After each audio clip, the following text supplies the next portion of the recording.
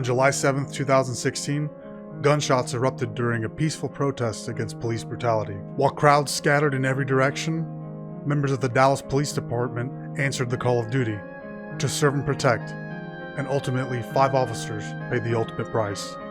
This is the story of the Dallas Police Massacre.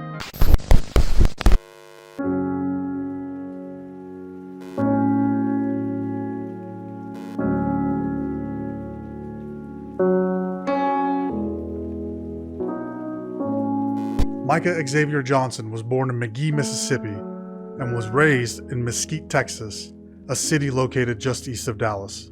He finished high school with a 1.98 GPA, ranking 430th out of 453 students in his graduating class.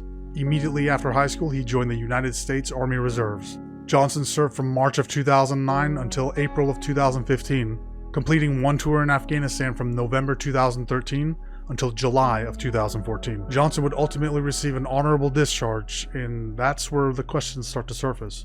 You see, Johnson's military career wasn't exactly spotless. In May of 2014, Johnson was accused of sexual harassment by a female soldier, Sergeant Anna Christine Ma. On top of the sexual harassment allegations, Sergeant Ma also sought out a protective order. Johnson and Ma had maintained a 5-year friendship, but it was marred by disagreements and fights. On May 1st, 2014, Ma noticed that there were some undergarments missing from her laundry bag. Upon a health and welfare inspection, 1 pair was found in Johnson's quarters, and inside Johnson's pockets, 3 more. Upon confrontation, Johnson fled and tried to dispose of them in a nearby dumpster. His excuse? He stated that a civilian acquaintance gave them to him, but Ma ultimately confirmed that they were actually hers. Sergeant Ma further stated that prior to May 1st, Johnson had actually asked her directly for a pair of her underwear, and even at one point started making jokes, making light of sexual assault. On top of that, it was discovered that there was an incident where Johnson and Ma had gotten into a disagreement, and Johnson responded by punching through a car window, severing an artery in the process. Johnson was disarmed under the recommendation of his platoon sergeant, who stated that Johnson posed a real threat to those around him. He was then placed under 24-hour escort before suddenly being moved on May 3rd to Bagram Airfield. While soldiers were packing Johnson's personal items and clearing out his quarters, they found a few interesting items, namely a 40mm grenade, a .50 caliber round, and prescription medication that actually was for another soldier. After being sent back to the US, the Army initiated proceedings to give Johnson an other than honorable discharge. On the advice of his attorney, Johnson waived his right to a hearing. In exchange, he would receive a general discharge under honorable conditions. In September of that same year, Johnson was finally discharged, but due to a clerical error, he actually received an honorable discharge. No longer active duty, Johnson would finish his remaining obligation as a reserve. VA records released after the fact showed that Johnson showed signs of PTSD after returning back from Afghanistan. The records further stated that he had sought treatment for anxiety, depression, and hallucinations. While Johnson had no criminal history, police records show at least 2 encounters with Johnson. Both of those records show that Johnson exhibited signs of mental disturbance, but ultimately posed no threat to himself or others. A dive into Johnson's online presence and activity gave investigators a little bit of insight into Johnson. The specific insight that they were hoping for was a reason why he would ultimately carry out the deadliest act against law enforcement since September 11th, 2001. Johnson showed interest in black nationalist groups in person and online, and he really wasn't shy to share those radical views. Views so radical that, in fact, Johnson was asked to leave the Houston chapter of the new Black Panther Party. Leaders of that chapter specifically stated that he was ousted for espousing dangerous rhetoric such as pressing for the stockpiling of weapons and ammunition, and even calls to violence against religious figures that Johnson felt were damaging to the black nationalist movement. People close to Johnson stated that he was very affected by the recent rash of police shootings against black men. Johnson would repeatedly watch the 1991 footage of the Rodney King beating, and even expressed a desire to partake in targeted violence towards police officers. Dallas Police Chief David Brown summarized the motive in a press conference. The suspect said he was upset about Black Lives Matter. He said he was upset about the recent police shootings. The suspect said he was upset at white people. The suspect stated he wanted to kill white people, especially white officers. And so, on July 7, 2016, Micah Xavier Johnson prepared himself and set way towards downtown Dallas. Demonstrators were marching peacefully through the street, the sun was settling into the horizon, and then, just as darkness falls, you can see the moment when one protester realizes something had gone terribly wrong.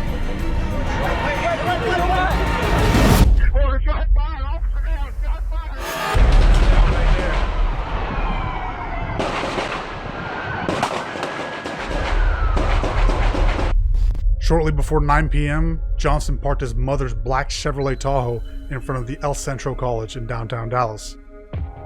He put on his tan body armor, chambered around into the rifle, and hit the hazard lights as he exited his vehicle.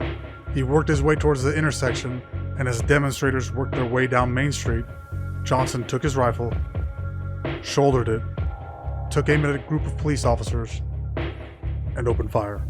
By the end of his first volley of shots, Johnson had claimed his first victims: Senior Corporal Lauren Aarons, Officer Michael Kroll, Officer Patrick Zamaripa. They had no chance to defend themselves. Johnson doubled back towards the Tahoe and then tried to make his way through the main entrance of Centro College. He shot through the glass doors but was unable to make entry. However, in the process, 2 officers were injured: Officer John Abbott, Corporal Brian Shaw. Johnson continued north where he saw and ambushed Officer Brent Thompson. Johnson utilized his military training, and while Thompson was actually a Marine, he was outgunned and outmaneuvered. Thompson was killed as he peered around a corner.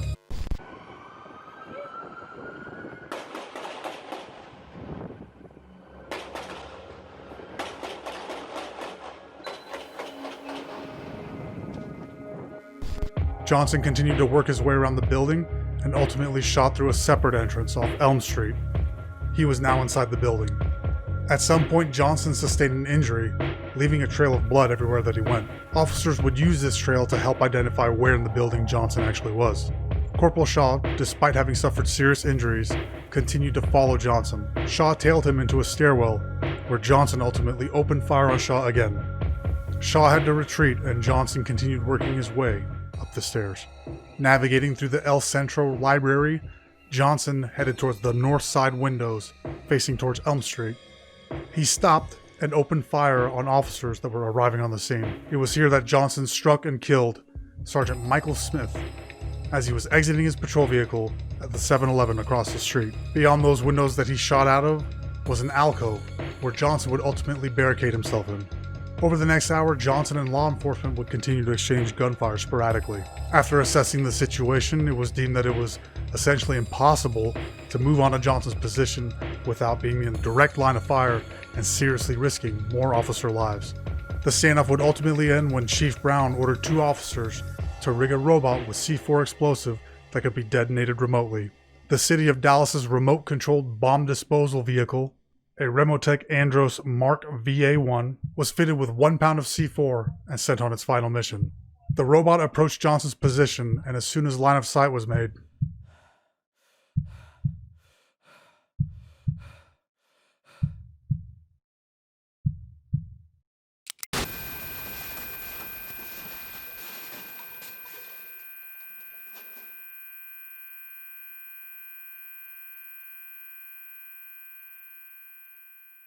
Johnson was immediately killed in the blast.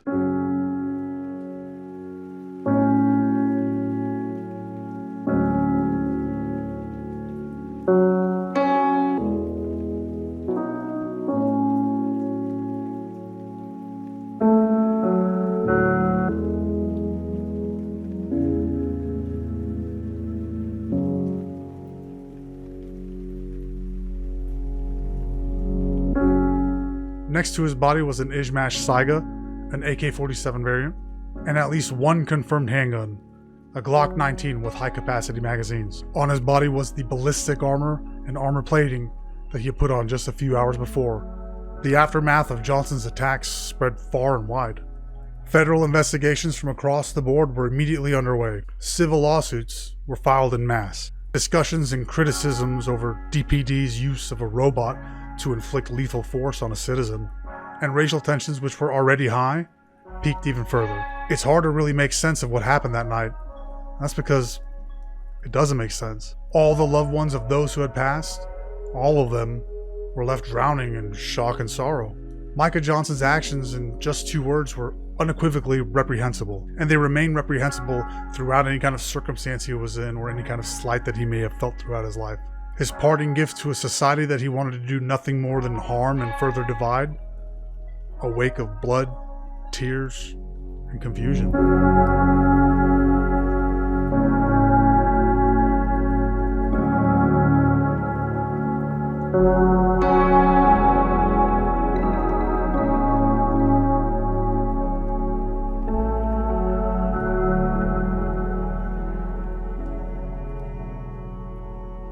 I've been a true crime addict for as long as I can remember, and as macabre as this may sound, I really enjoy being able to tell these stories in my own little way. Oh, and I should mention that since I live close to the location of this incident, I actually took a little trip to downtown Dallas to get a first-hand view, first-hand perspective of the location, to see what transpired. I did film that entire trip. It's actually a separate video if you want to see that down below, but I take you step by step chronologically through the events that we discussed in this video. I'd highly recommend anybody that's intrigued by this case to take a look at that video, because seeing how close everything was in proximity to each other is really bone-chilling. But again, link is down in the description below. And you know, with that said, I think we're done here. Thank you so much for watching. If you enjoyed the video, give me a thumbs up. If you hated it, thumbs down. Let me know what you thought. Comments, suggestions, feedback. I love it all. If you'd like to see some more of these stories, make sure you hit that subscribe button, turn the bell on. Oh, and I didn't mention this, but the video that I made that's actually on location over there in downtown Dallas, that was actually streamed live on Twitch. So if you guys want to see some stuff that happens before it comes out on the channel, come check me out at twitch.tv/beesonmyheadtv. Link down in the description below as well. I think that's it. Thank you for watching. I'll see y'all next time.